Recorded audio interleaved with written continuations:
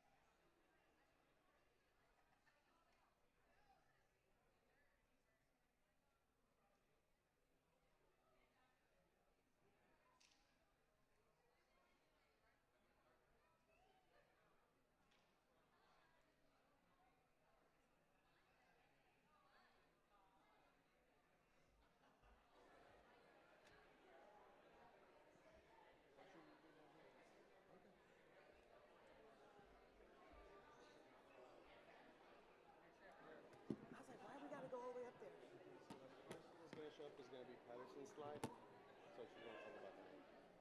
So she wants to.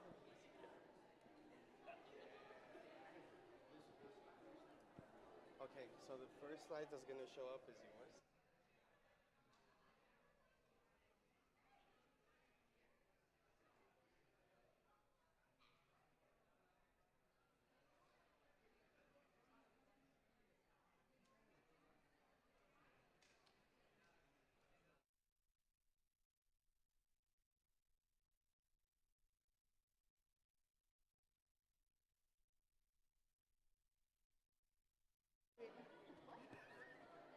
Is it on? Hello? Yeah, it's on. Hey guys, I want to welcome you guys to Assembly. We're gonna get started with the word of prayer, so if everyone could just take a seat, please. All right, let's pray. Heavenly Father, Lord, thank you so much for giving us this time to learn something new about careers and the Constitution, Lord. Please be with us and let us learn something new and be motivated for our future. Thank you so much for all that you do. In Jesus' name I pray. Amen. All right, hello everyone. I have an announcement to make. I believe it's the first slide that you all have. And this has to do with something that's happening right after Assembly. The library has created an exhibit to honor Hispanic Heritage Month, and they are inviting you starting at 2 o'clock, so right after Assembly, to go over to the library and check out the exhibit. And they have some Hispanic pastries and drinks, quesitos, from the Sweet Spot Bakery. So if you want to have a pastry, make sure that you're there as early as possible because they will go fast. So just wanted to welcome you also to Assembly. It's always great when we can have an alumni here, and we hope that you enjoyed today's program.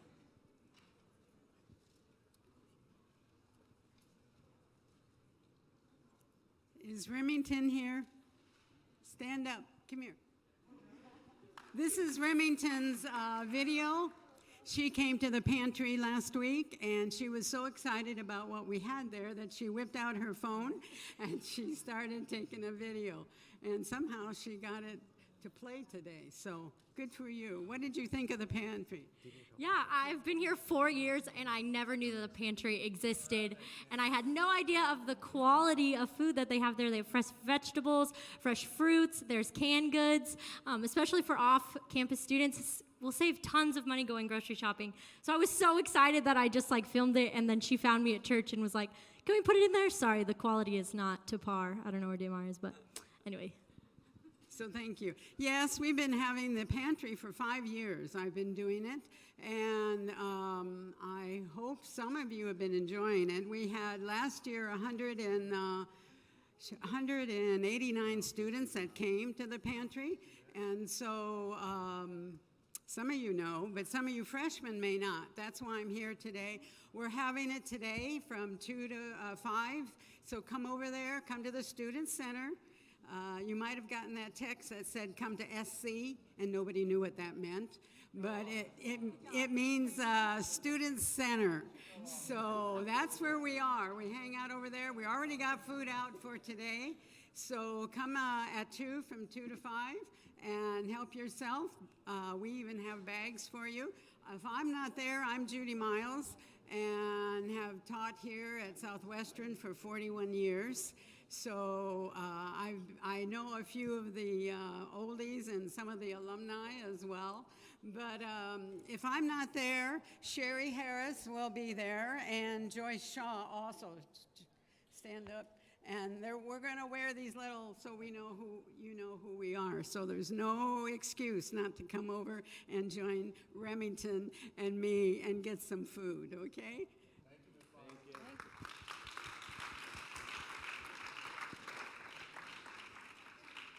So one more thing, if you guys can pull out your phones, if you guys don't follow Pathways to Success on Instagram, what are you doing? I mean, come on, you guys got to follow us.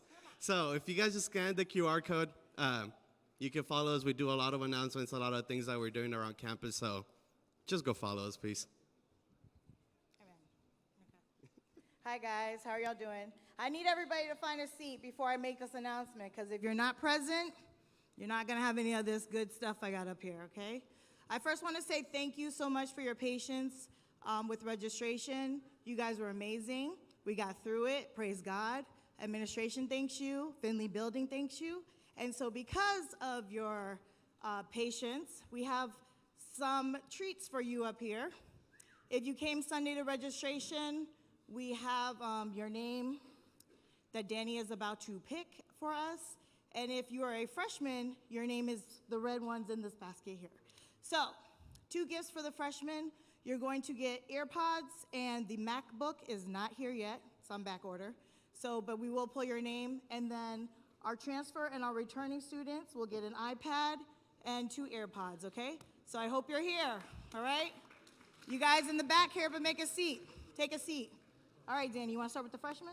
Let's do it.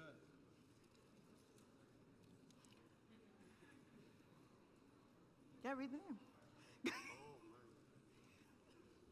Let's see. Lizette Lizette Bermudez. Bermudez. Are you here? Lizette. Okay. Okay. Have to be present. Have to be right. present, y'all. That means you guys still got a chance. Okay. Julian Odisio. Odisio. Yay!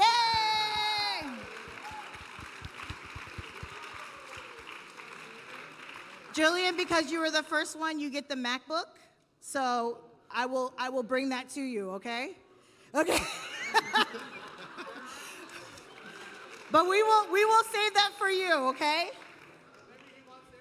Do you want the AirPods? You can choose. Okay, so you don't want the MacBook? Oh, okay. Just D-Tay was talking for you. I just wanted to see. All right, the next one is for the AirPods. All right. No, red. Oh, red again? Mm-hmm. Another freshman gets another one. Gabriella Holland. Briella Holland. Oh, she's right there. Oh, yay! Congratulations. Here you go. All right, now this is for our returning and transfer students, okay? I'm bad with names, so I'm sorry Hold if on, I the don't say it first correctly. name that's called is going to get the iPad. Okay. It's in there. She said hers is in there. Zuzi Roma. Oh my gosh! Here you go. That was not planned. No. Congratulations. Oh my gosh, that's amazing. My. All right, now we have another AirPods. Okay. Here you go. Dean did not rig that, I promise. Ainsley Osorio. Ensley. Oh, It's right there? Okay, we'll save it for you. Next one. Last one, guys. Okay. I know, we'll save it for her. It's all right, Ainsley. Just keep working. Just keep working. You're good. We'll save it for you. Marcus Dyer. Marcus! Marcus, are you here? No, we know who Marcus is, and he should be here. Nope, next person. Good one. I told you guys you had to be present. Eliseo Marroquin. Yay! Here you go. Congratulations. Again, thank you so much on behalf of administration for your patience. We're really glad that we're through registration, and if you need anything, let us know, okay? Enjoy assembly.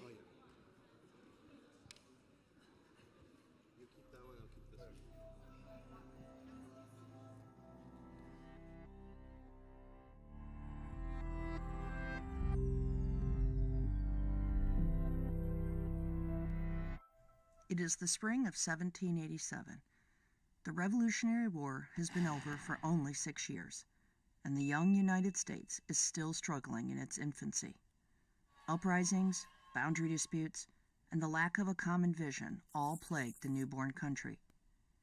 In an effort to steady this precarious ship, the Confederation Congress calls on states to send delegates to the Grand Convention to begin on May 14th in Philadelphia. The delegates must draft revisions to the Articles of Confederation, which would then be considered by the Congress and approved by the states. Under the terms of the Articles, all 13 states had to agree to any changes. Since the purpose of the convention is just to make recommendations, not everyone is excited about attending, and frankly, some think it's a waste of time.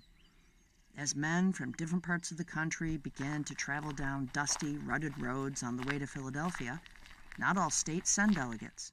In fact, Rhode Island never even shows up. On May 14th, only 8 delegates, not states, but individual delegates, are present. So they wait. Finally, on May 25th, the necessary quorum of 7 states is achieved. In all, 55 delegates arrive in Philadelphia over the course of the convention. They are all white males, property owners, and the average age is about 44. Some are slaveholders, some had signed the Declaration of Independence, and almost all are well educated. Picture the delegates, James Madison and George Washington among them, sitting in Independence Hall in hot, humid Philadelphia. They're all wearing the dress of the day, frock coats, high collars, and thick pants. They vote to keep their discussions secret to encourage honest debate. But that means the windows are closed, and there is no air conditioning in 1787, not even an electric fan. And they'll sit in that sweltering heat in those heavy clothes for 3 months.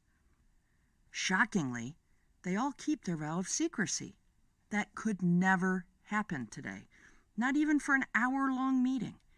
Someone would share, James Madison thinks he's so smart, keyword, articles are dead, via social media, and the whole thing would be a disaster. But in 1787, there are no leaks, not even a drip that hints at what they are doing. And what they are doing is nothing short of overthrowing the very government that sent them there. Within a few days, with only a 7-state quorum, and only 6 of those states agreeing, a handful of men change the course of history.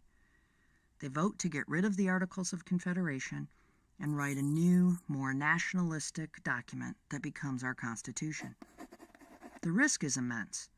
Everyone on the outside assumes they were working on recommended revisions to the Articles. It's an incredible gamble, and even when the convention presents the signed Constitution on September 17th, not all delegates endorse it. The country will argue and debate for 2 more years before the document is adopted by the required 9 out of 13 states.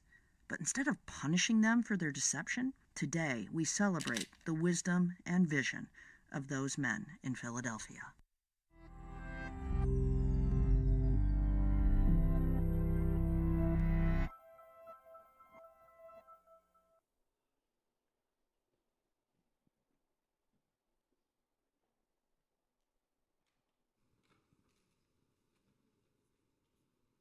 Good afternoon, everyone.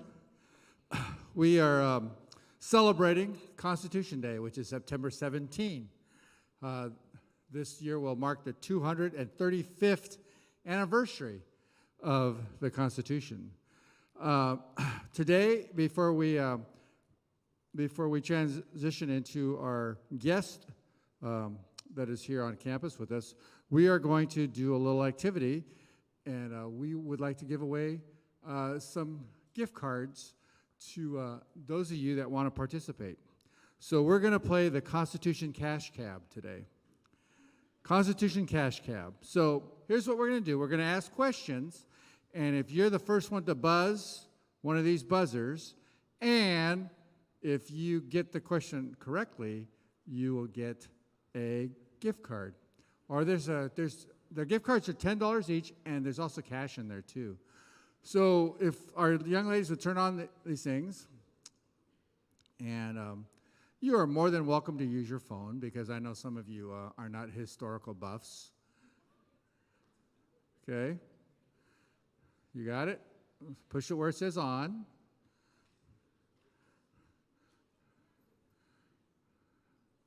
All right, so they're on. So you're going to have to, all right, so you clear it? All right, so here's the thing. Do not go crazy and knocking people over. All right, there are 4 buzzers, so take your time, find the one that is most strategic to your location.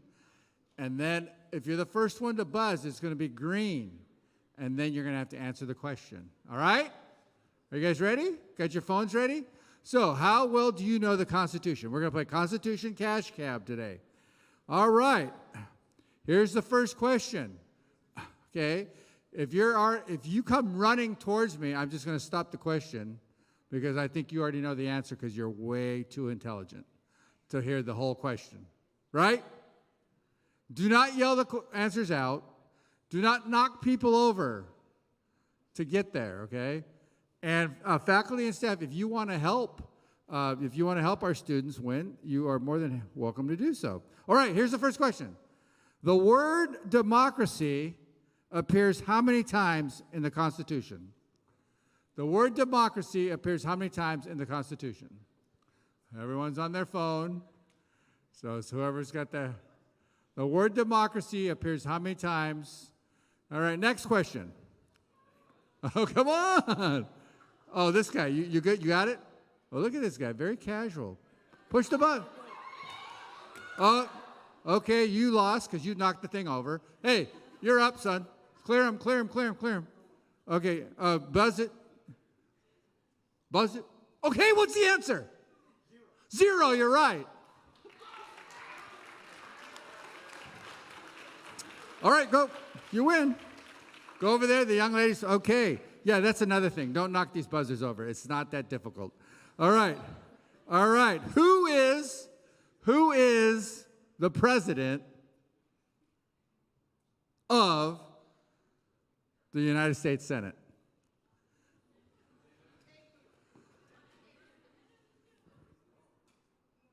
Yes, sir. Yeah, and what's that person's name? You got it. All right. Okay, next question. Next question. Name two basic civil liberties guaranteed in the First Amendment. Name 2 basic civil. Look at this. Oh, I like that. Very. Yes. Freedom of assembly, freedom of petition, you have the freedom of speech, you have the freedom of religion. Okay, that's more than 2. Sorry. You got it. Yay. Good job. Good job. All right. Here we go. Dom, you ready? Get ready. Just don't knock it over. All right, here we go. All right, here it is.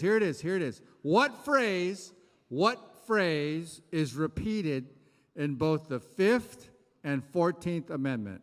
2 words. What phrase is repeated in both the 5th and 14th Amendment? 2 words. What phrase? Come on, everyone. What phrase is repeated? If you've already won, help somebody. What phrase is repeated in both the 5th and 14th Amendment? Okay, this guy's, what? Buzz it. What is it, son? What? Life, liberty, or property without due process of law. Okay, so what 2 words out of the 12 is the answer? 2 words. Due process, you're right. All right. Whoa, take it easy. All right. What significant event What significant event takes place? What significant event takes place on January 20th? What significant event takes place on January 20th? Presidential inauguration, yes. Oh. All right. We got a couple more here. All right, here we go. Ready? What 7 introductory words,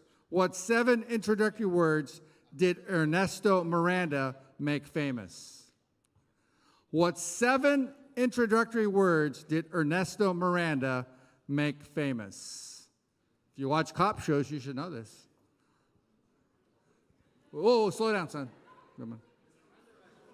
Push it. Okay, what is it? What is it?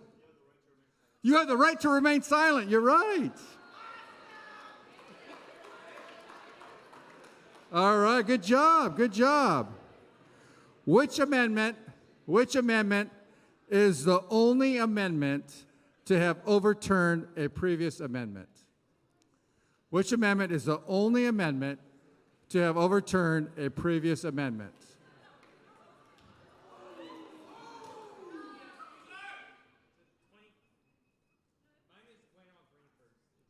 There's no green amendment. Oh, what's the answer? Huh? 21st, you're right.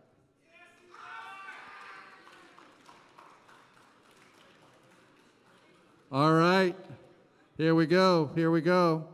The Supreme Court decision stating that there is no place for separate but equal in the field of public education. The Supreme Court decision that there is no place for separate but equal. Brown versus the Board of Education, yes. Okay. Here we go. What do Tyler, Johnson, Truman, Roosevelt, Arthur, Fillmore, Coolidge, and Lyndon Johnson have in common? What do Andrew Johnson, what do they have in common? They what? No. That's a good try, though. Accidental presidents? No. What do Tyler, Johnson, Truman, Roosevelt, Arthur, Fillmore, Coolidge, and Lyndon Johnson have in common? Yes, Dom? Oh, no. That's good, though. Whoa. No. Dom's the closest, but yes. No.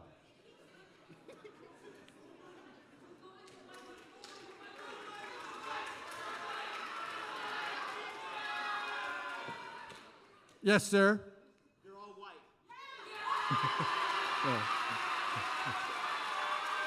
Okay. All right, you. Shh. Okay, you and Dom are the closest. All right, nobody knows? Does anybody want it? The answer is in the books. All right, next question. I might ask that on text. Here we go. We have 2 more questions and we got it. All right. Which congressional leader is second in line to the presidency? Which congressional leader is second in line to the presidency? Yes, Nancy Pelosi. All right.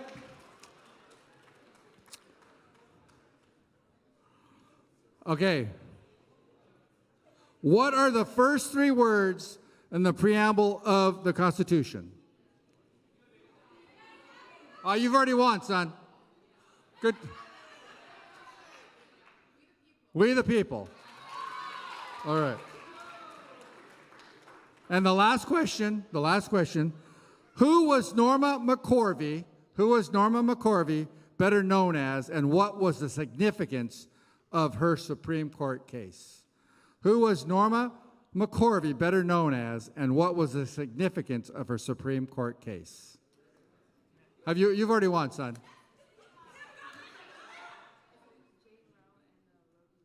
Roe versus Wade, you're right. She was Jane Roe. Okay, thanks for participating, everyone. Today, we have a special guest. Our guest graduated from Southwestern Adventist University in 2017. Okay, in 2017. Some of you were freshmen then. He is currently enrolled at George Washington University, where he is pursuing a Master's of Health Administration.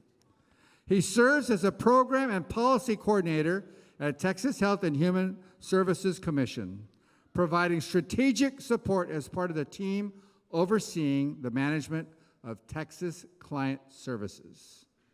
He has healthcare policy experience working in state and federal agencies.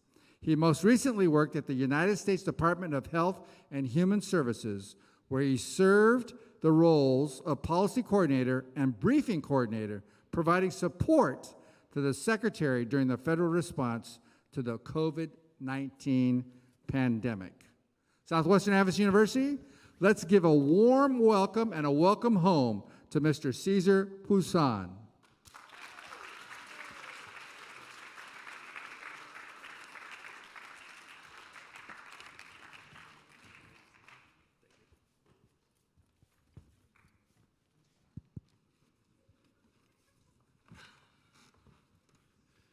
Cesar, I want to join with Dean Tay in welcoming you back home to Southwestern Adventist University.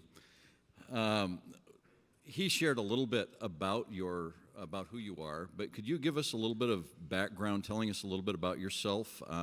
Besides, he said where you're currently at, but can you share a little bit more about your current role and how long you've been in that role? Yes, so I graduated, as Dean Tay said, from Southwestern in 2017.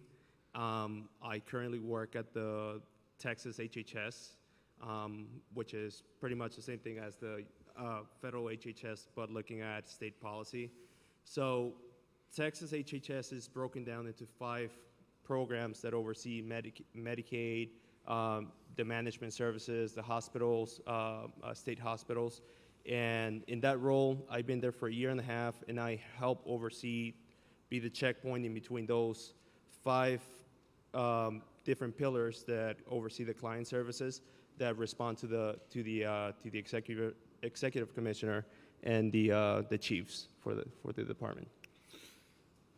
So this sounds like it's a very specialized role that you have here. So what degree did you take here at Southwestern that prepared you for that? So when I first joined Southwestern, I started on biology, and my path was that I was doing bio with pre-med because my original path was to go to medical school. And along the way, I switched over to kinesiology, still doing the pre-med requirements, and somehow I ended up in healthcare policy. So the non-traditional path to medicine, but still working in healthcare. Okay. Over lunch today, you kind of shared a little bit of the rationale that took you down this path. Can you share that with the students? Yes. So for some background, I come from a family of physicians, and I thought that if you want to be in healthcare, going the MD route was the only traditional path that you could take for that field. And as I started prepping on the process, and when I graduated in 2017, I took a leap year, and in that process, I started to understand that I did not have to go the traditional path to be involved in healthcare, because you can help manage medical client services through different areas through healthcare policy. And once you get into the healthcare policy world, I mean, it's a huge world. You can look at Medicaid reimbursements, Medicare at the federal level, and it just keeps breaking down. So your passion really wasn't a passion for delivering health care as much as it was for healthcare administration and helping to make healthcare delivery a better service. What kind of helped you see that that's where your passion was at?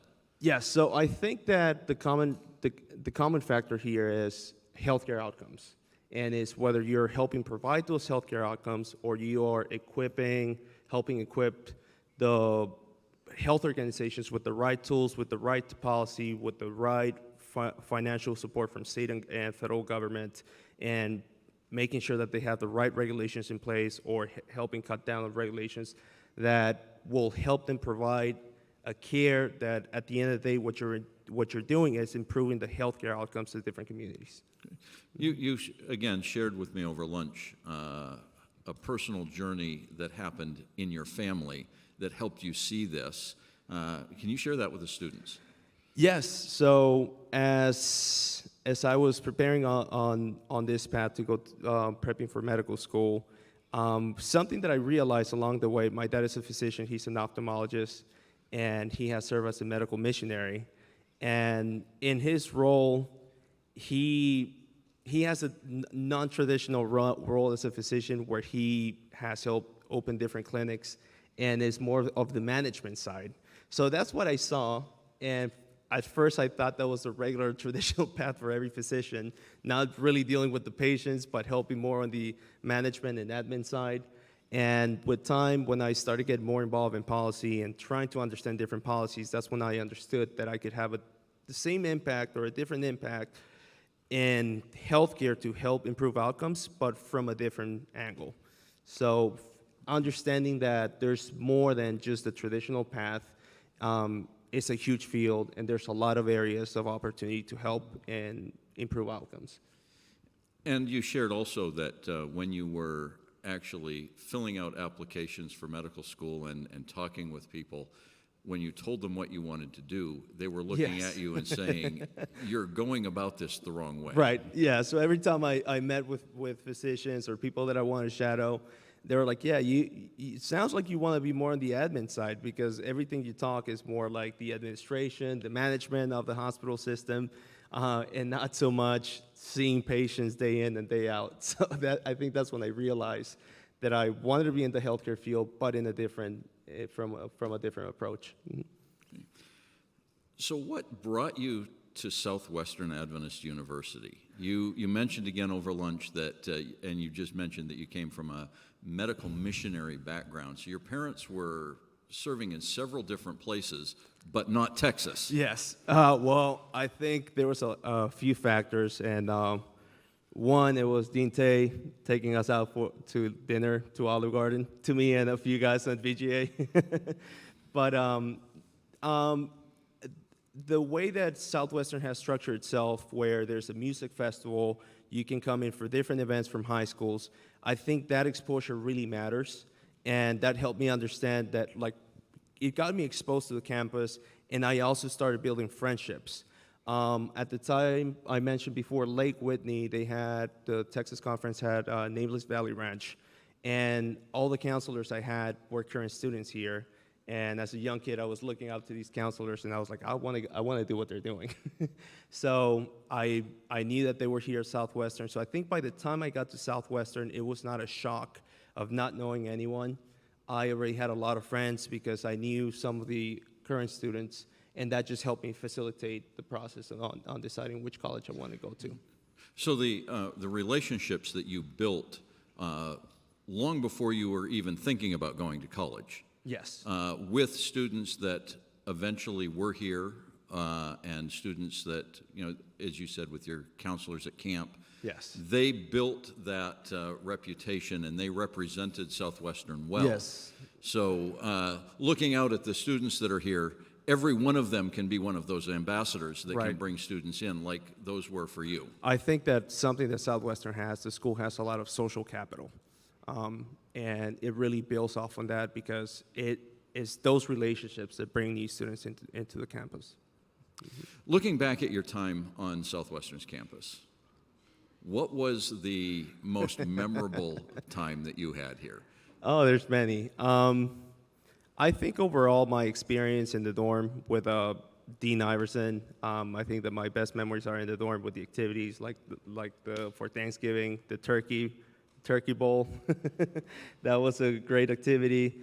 And I just felt that I had a lot of support. I mean, working as a student in admissions with Ms. Hazelton, and just the support that I have from everyone, from the biology department to kinesiology. I always felt that I could just, that open door policy, to be able to walk into someone's office and, hey, I'm confused about this, can you help me with this? And also have that on the personal life level where I could just go into Dean Iverson's office and just talk to him about everything, whether it was sports or something that I was going through, and just get support. Yeah. After you graduated from Southwestern, you had an opportunity for a really amazing experience. You served as an intern in the White House. How did you find out about an opportunity like that? I think I give all the credit to God on that whole process, but I think it started, one day I was in the dorm and I started looking online because I knew that I wanted to use the leap year and do an internship. I wasn't sure where. And I was like, well, let's start at the highest level. Let's see what's the highest internship that I can find. And I went on the White House .gov, and there's until this day with the new administration, they still have the link on the bottom right, top right. It says get involved, and you can volunteer for different things. But then I saw the internship, and at that time the internship was currently closed. So when they're not going through the application process, they don't give you details. They're like, the application cycle is closed, please check again in a month or two. So I just kept checking every week, and as I felt that it was getting closer to that term, I kept checking every day until I saw the application, it opened up, and I just went online and applied. So this was not something that anybody came here recruiting for. This No. was something that you took the initiative, went out and found on your own. Correct. How did your dad respond when you told him you were applying for this? I think that at first he didn't take it seriously. I told him, hey, I'm going to apply for an internship at the White House. And he was like, okay, good. Let me know if you apply to other internships. And looking back, I mean, I think that a big part of what helped me with the application process is that I felt like I saw a purpose, that I was like, I want to go, and I just don't want the experience. I know, because the first thing is you have to do your research on every internship program. Like, you don't want to go and have an application, have an interview with an institution and not have any knowledge on what is their background, what is their structure, how do they function. You need to know those things, because whenever you get to put your foot on the door, that's when you want to tell them, hey, well, listen, I want to be in healthcare, and I know that out of all 50 departments that you have the Domestic Policy Council and the National Economic Council that oversee the econ side of healthcare, and Domestic Policy Council deals with more of the social issues of healthcare. So I would like to apply to this part of the program and this part, and that's it. And I think that's what helped me, because a lot of times many applicants come with a very general, broad background. They're like, I'll apply to every single department. And when someone is looking, a principal in that office is looking for someone, they want someone that actually has an interest in the policy that they're working on. So you talked a little bit here about the application and filling it out and some of the things to do there. Talk about that application process a little bit more. Did you get the internship the first time you applied? No, I actually didn't. The first time I applied, I think, and this is one of the key takeaways that I have from this whole experience, I went and met with a lot of people that I saw as credible sources, and I would talk to them, and I would pretty much write down what they said. So when I applied, I didn't put my own voice into my application. I was just resonating with what other people said, that I thought it sounded elegant, eloquent, and I was like, okay, this is nice, let me put it down. I applied for the fall internship of 2017, did not get accepted, but I think that it's key whenever you're convinced of something, you have a purpose. I got rejected, and I was like, okay, when is the next application going to open? Because I just have to figure out what I did wrong and come and do it again. And I think that's where Southwestern helped a lot, that I had key faculty members sit down with me, like Renika, and help me say, okay, let's slow down. Let's think about what is your thought process. What is it that you actually, what do you believe in? What do you think about this question? Because the application is a 6 months process, and it's a lot of essay questions. And after you finish those questions, you have to write a policy memo that you actually have to make. You have to criticize one of the current policies of the administration and say how you would improve that policy. So that's how they want to know if you actually know policy, or so you have to do a lot of research in that end. And I had a lot of support from Southwestern, from folks that would help me proofread my memos and just help me throughout the whole process. But it's about a 6 months process, 3 months to get accepted, and I think 3 months of background checks with different agencies.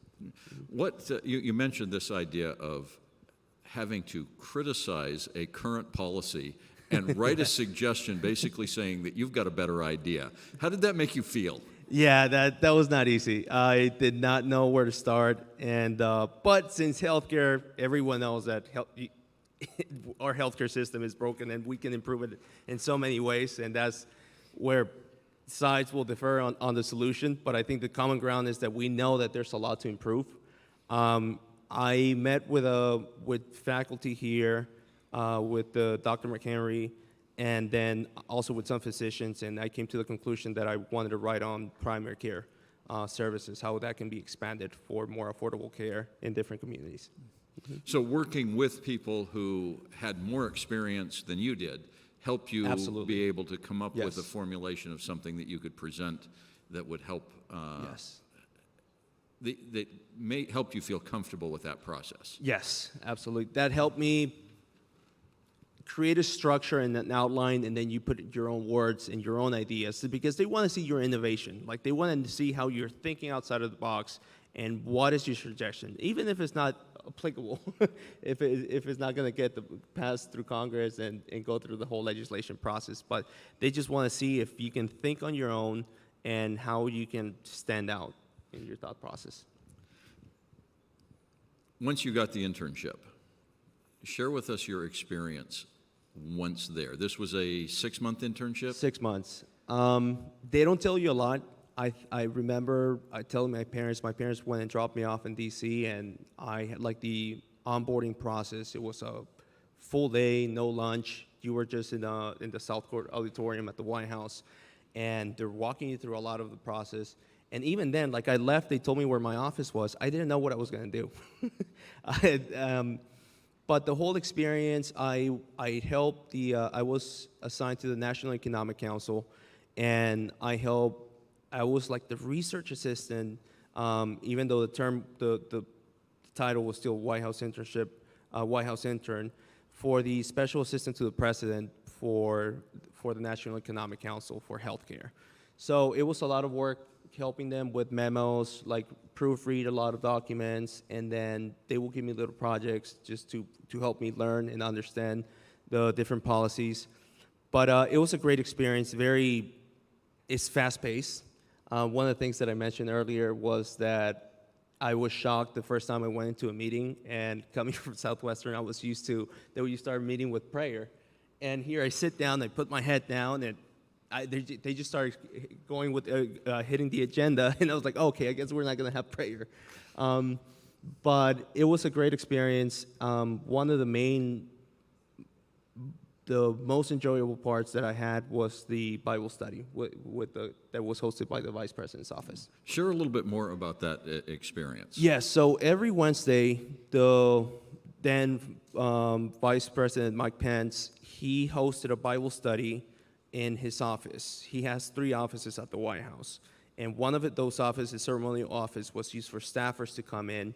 And it was a great place because you're dealing with so much stress and all the work, and you have the media. It's a hostile environment. And being able to come to a place that you start a meeting with prayer, and you had a chaplain that read scripture, and everyone would just comment on the Bible scripture. It was a great opportunity.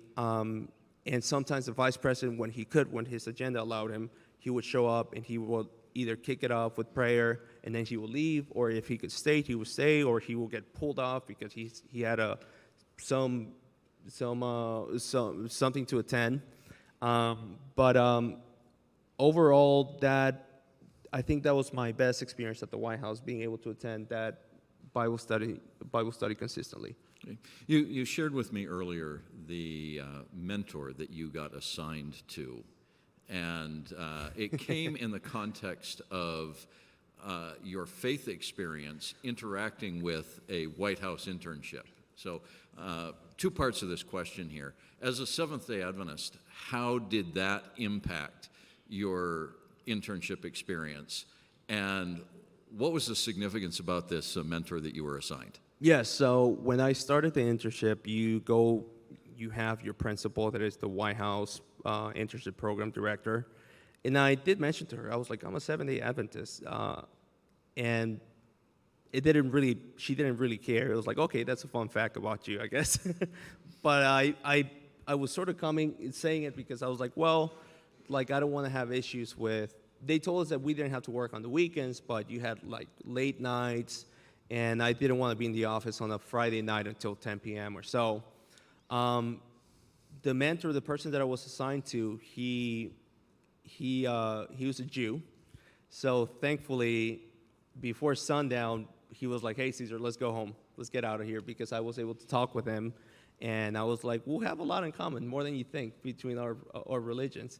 That helped a lot. I think that helped us actually get closer because we had something in common that we shared.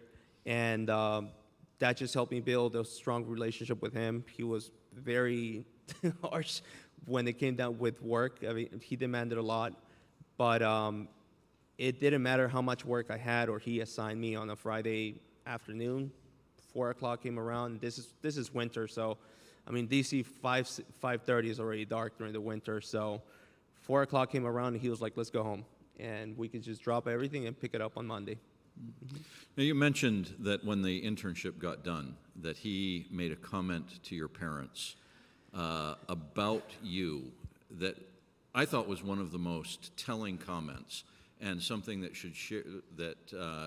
could guide some of our students here at Southwestern about you and your willingness to work with him on things. Yeah, I think that if you're willing to endure the challenges that come with the job, and it was actually more, in a way I had more work to do, because he would also tell me, listen, if we're leaving earlier, you're not taking a lunch on Friday. You're working that hour because I'm working that hour. So if I am the principal here and you're only an intern, you're also not going to get your lunch hour. You have to work. So, but at the end, my parents came to visit, and the staffers were kind enough to give him a tour of the White House, and this person did the tour for us, and he told him, he was like, Caesar has been like the best intern that I have, just because of his willingness to just roll with the punches. So I don't think that you have to be the smartest person in the room. You just have to be willing to roll with the punches, keep going, keep moving forward, and understand that it's a hostile environment, but a lot of times these people end up helping you. And until this day, he's the person that I can call, and if I tell him that I want to move into a different job or so, he'll be the first person to pick up the phone and put in a word for me, because you build a relationship, and I think the fact that we had the Sabbath in common, it helped us build that relationship.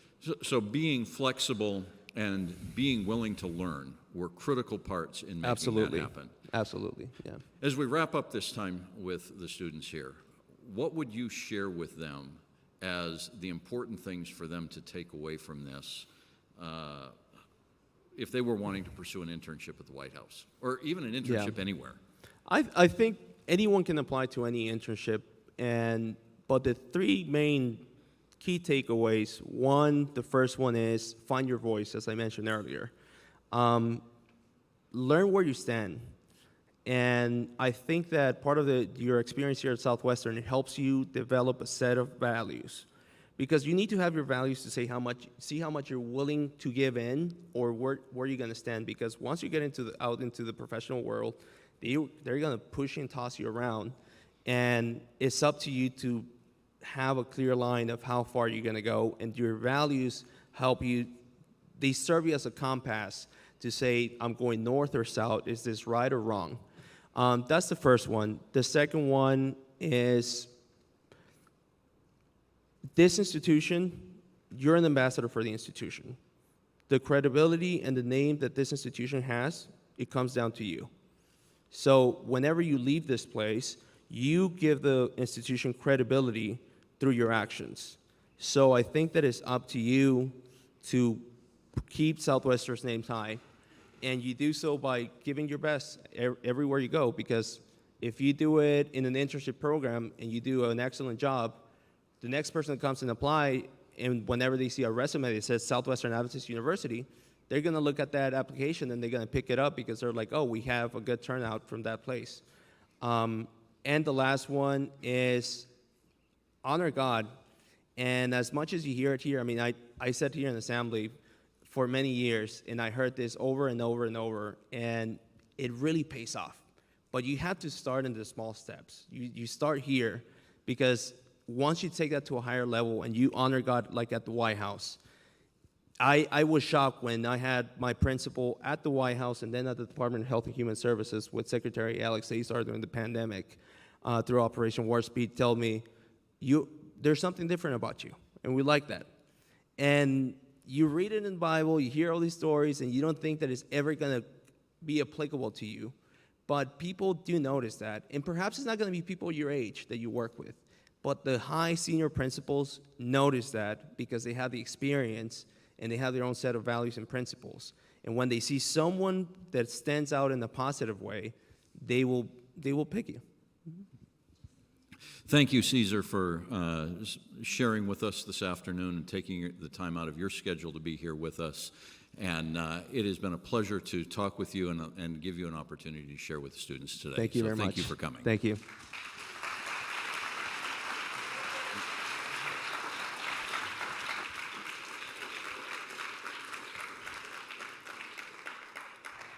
Caesar will be available in the lobby for a few minutes after assembly today, where he will be glad to answer questions and talk with you personally for a few minutes. And so do please make sure you take an opportunity to talk with him as you leave today. Thank you very much.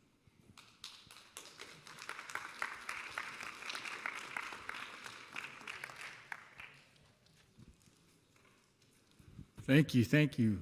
You guys have a wonderful afternoon.